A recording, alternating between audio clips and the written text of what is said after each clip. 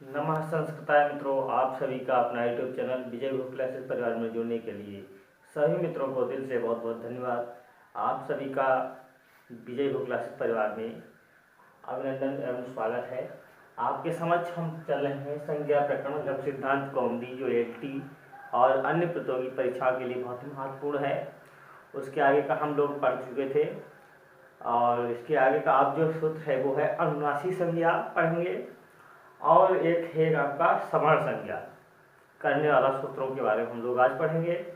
और सभी मित्र सबसे पहले वीडियो को अधिक से अधिक मित्रों को शेयर करिएगा ताकि सभी मित्र लाइव क्लास से जुड़ सकें और सभी जो है निःशुल्क कक्षा का आनंद लें और अपने तैयारी को आगे को लेकर के चल सकें। और वीडियो अच्छा लगे तो आप लाइक और चैनल को सब्सक्राइब अवश्य करें और बेल आइकन को प्रेस करें ताकि हमारी वीडियो आप सभी तक समय से पहुंच सकेंगी। और टेलीग्राम से भी हमसे जुड़ें, आपको हम टेलीग्राम लिंक वीडियो के कमेंट में आपको हम देते रहते हैं, तो सभी तो हमारे टेलीग्राम चैनल से बस जुड़िएगा, वहाँ पर आपको सभी जानकारी और नोट्स भी हम देते रहेंगे। तो आप सब चलिएगा स्टार्ट करते हैं। जो है आपका अगला सूत्र है पूछा गया है क्या संज्ञा को, अनुनासिक संज्ञा सूत्र पूछा जाए। कौन सी संज्ञा सूत्र है? तो संज्ञा सूत्र है तो अनुनासिक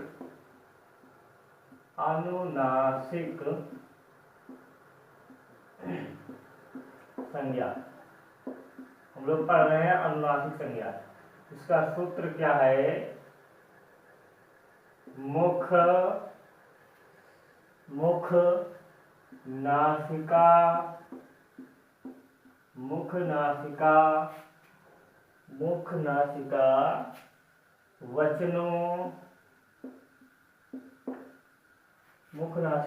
वचनों अनुनासिका।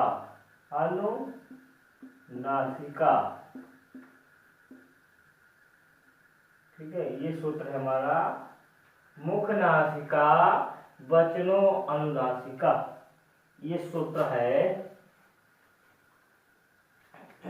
तो इस सूत्र को हम लोग पढ़ रहे हैं।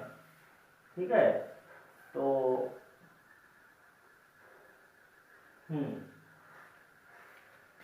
और सूत्र संख्या है 118।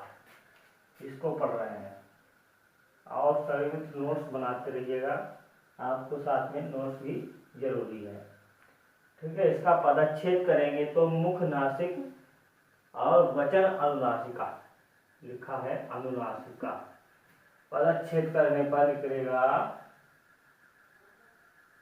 क्या होगा? पदच्छेद करेंगे तो पदच्छेद करने पर होगा मुख नासिका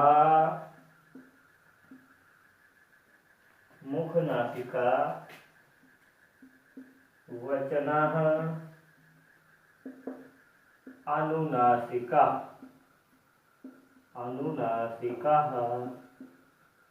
ठीक है, तो ये हो गया हमारा इसका पदच्छेद। सूत्र क्या है? अनुनासिक संज्ञा को करने वाला सूत्र हमारा क्या है?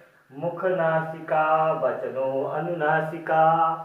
तो सूत्र के साथ में बोलेंगे मुख नासिका वचनों अनुनासिका, मुख नासिका वचनों अनुनासिका, पदच्छेद करने पर मुख नासिका वचन अनुनासिका। इसमें इसका अर्थ क्या होता है? अर्थ हम लोग पढ़ेंगे तो अर्थ होगा मुख जो वर्ण हम लोग पढ़ते हैं, जो वर्ण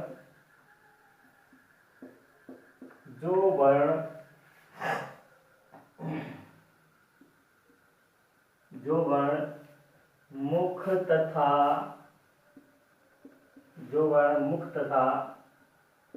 नासिका,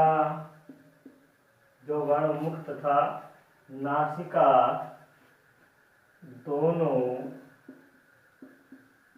की सहायता से, दोनों की सहायता से क्या करे जाते हैं, बोले जाते हैं। दोनों की सहायता से बोले जाते हैं। तो जो वर्ण मुख तथा नासिका दोनों की सहायता से बोले जाते हैं उन्हें कहते हैं, बोले जाते हैं उनकी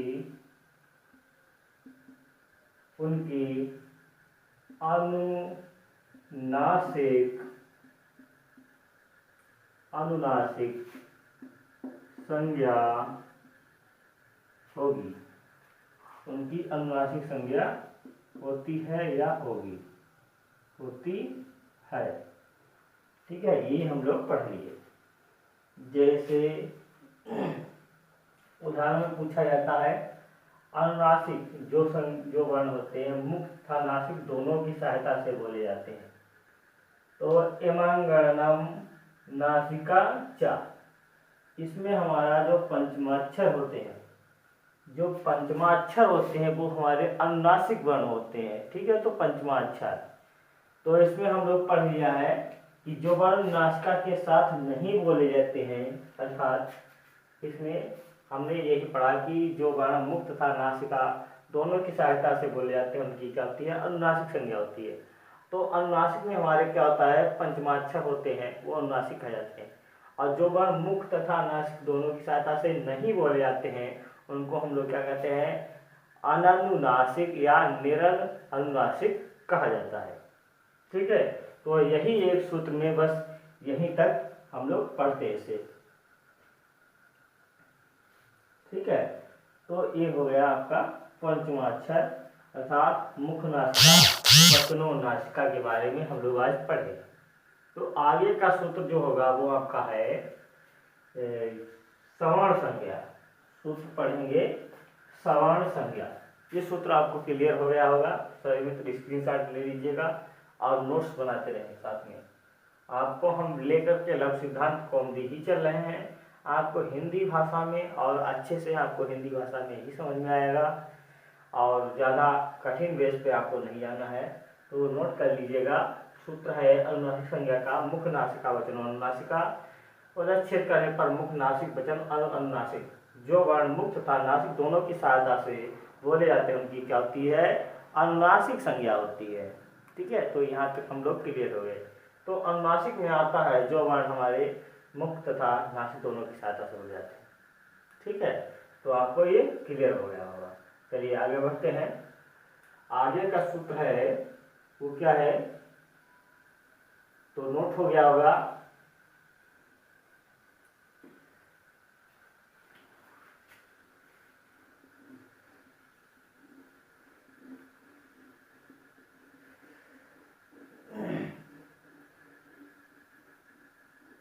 आगे का सूत्र है वो है हमारी सवर्ण संज्ञा।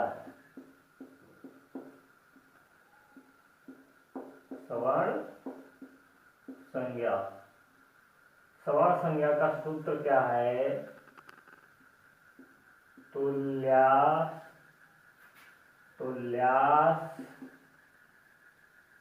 ठीक है, क्या लिखा है, तुल्यास प्रयत्नम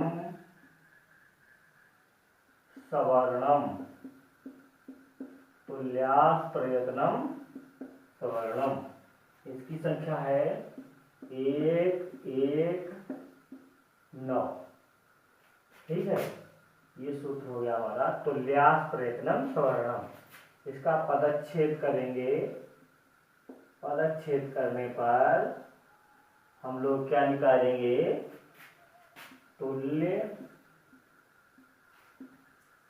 आस्य और प्रयत्नम सवर्णम।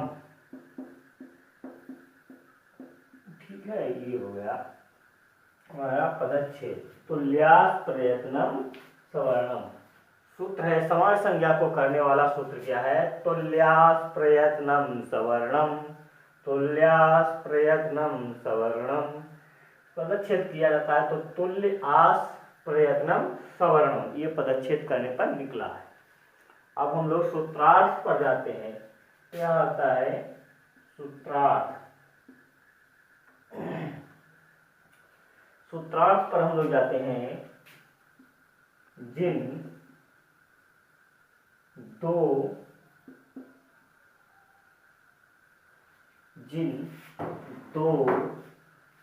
या दो से अधिक जिन दो या दो से अधिक वर्णों के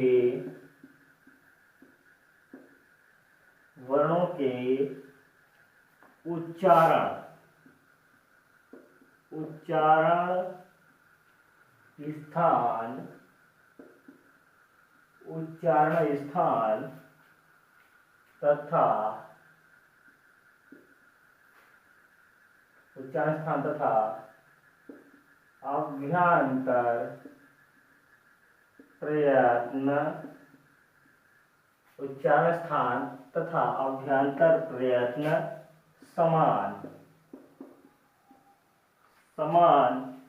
हो,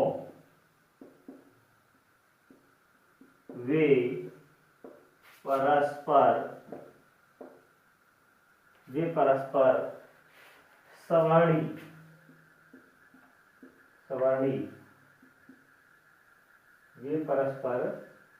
सवर्णी या सवर्ण संज्ञक होते हैं,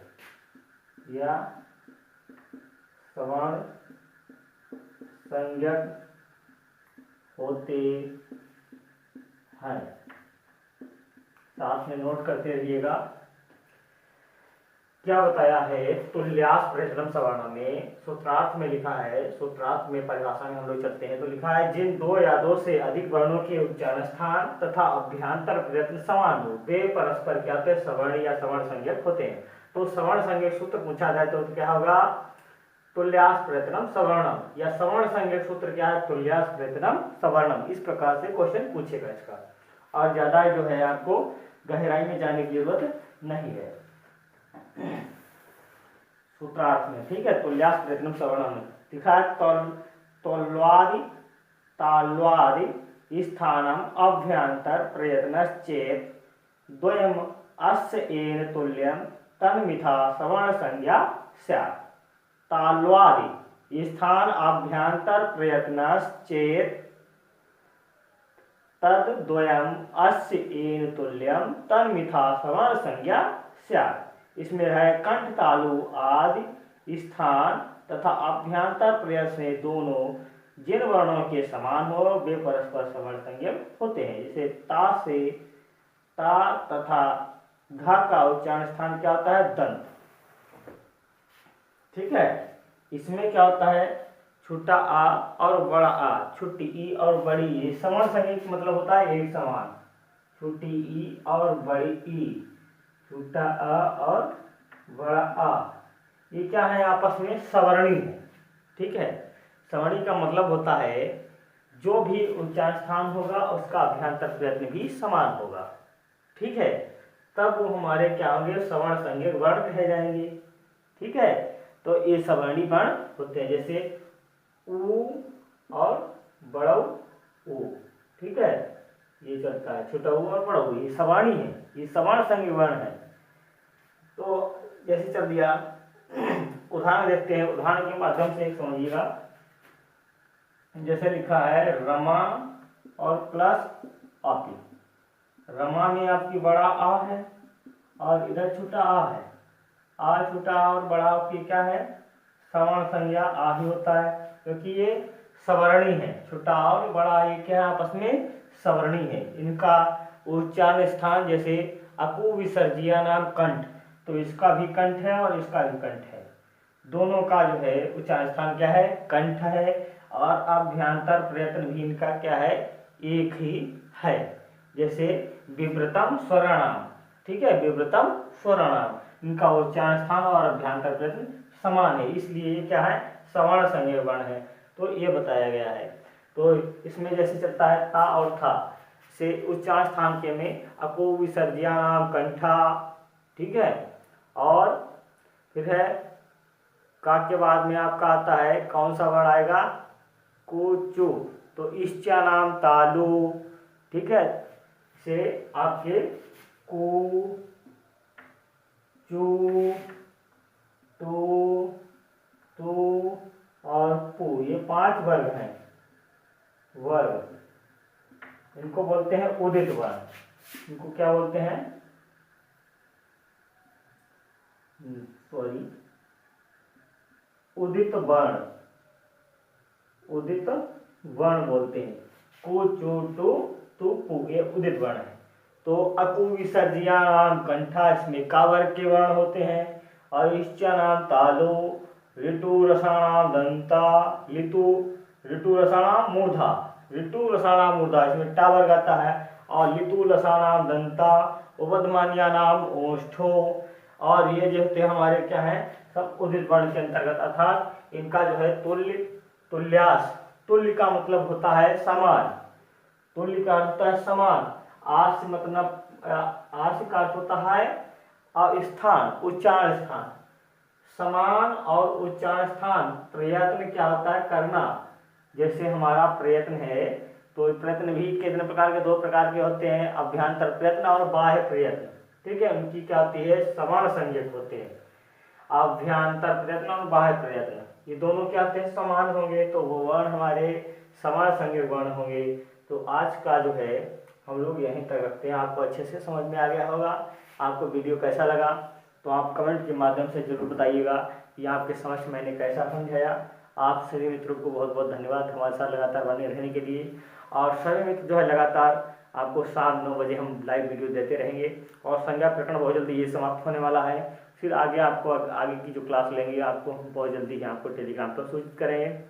तो सभी मित्रों को बहुत बहुत धन्यवाद। नमः संस्कृताय, शुभ संध्या, शुभ रात्रि, धन्यवाद। खुश रहें, मस्त रहें और स्वस्थ रहें। धन्यवाद।